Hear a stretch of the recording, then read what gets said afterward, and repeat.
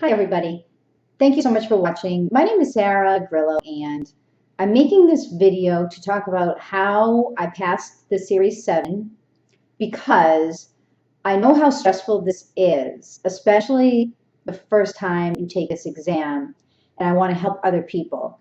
So, by the way, I am not selling anything or promoting any product or service here. I'm not from any Series 7 vendor company. I am just someone who holds the designation and has passed the exam twice. So the first tip I would give you is to make an actual study plan, especially as you get closer to the exam.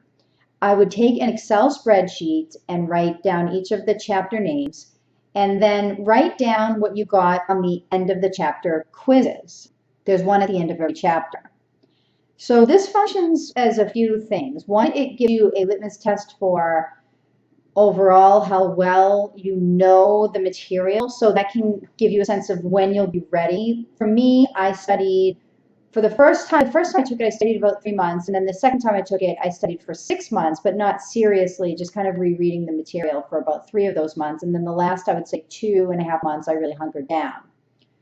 But unless you know where you are in terms of comprehension and testability, you really won't be able to gauge.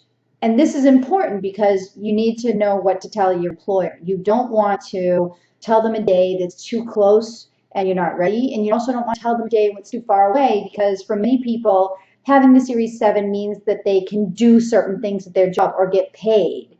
Or for other people, having the Series 7 is required for them to keep their jobs. So unless you really know what you would get if tested on the material, you have no way of knowing if you're really far off the mark or not.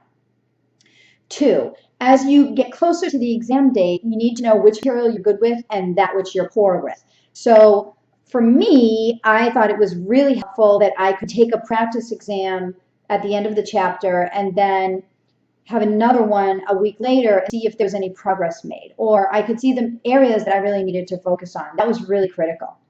So those are some things that I would suggest doing.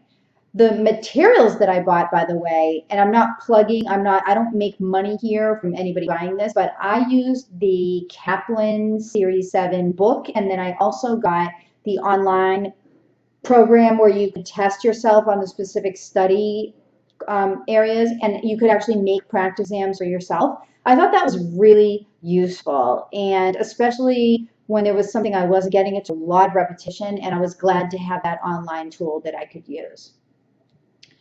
By the way, though, I wish I had bought the book over Amazon. I found that there are so many cheap copies of the book that you can get. Like the package I bought was about 250 something, but if you go on Amazon, you can get the book, like you can get them for really cheap, like $100 or like less than what I got mine for. So if I had to go back again, I would have done that.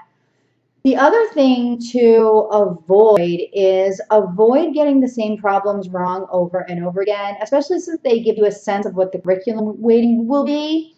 If you're getting like anything under an 80 on certain sections of the test, when you're doing your practice test, go over and do it until you get it right.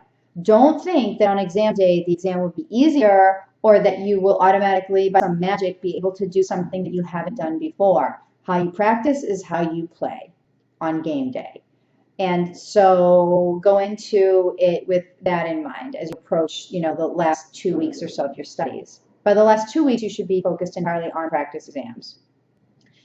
And a trap to avoid is sometimes people like to study with other people that they work with, or that they're at the same company. And it's like, we're all in this together. Well, guess what? You're not, because only one person takes the exam, right? And gets his or her results back at a time. So what I'm trying to say here is that when you study with other people, the person who's dumber and lazier gets more out of it. Just saying, because the person who's on the ball ends up teaching the other person. So just kind of keep that in mind. So I hope this is helpful. Please forward this to anybody that you think could benefit from hearing this advice. And also please subscribe to my channel. I talk about a lot of financial concepts on my channel. I'm a CFA charter holder, so if anyone's working on that, there's a whole playlist about that. and it's widely followed. I get a lot of really good questions that a lot of people tend to have about that. And then just also, the financial industry in general, like about career, a lot of people will ask me questions about that as well. So check out the rest of the videos that I have on my site. And thank you so much for visiting.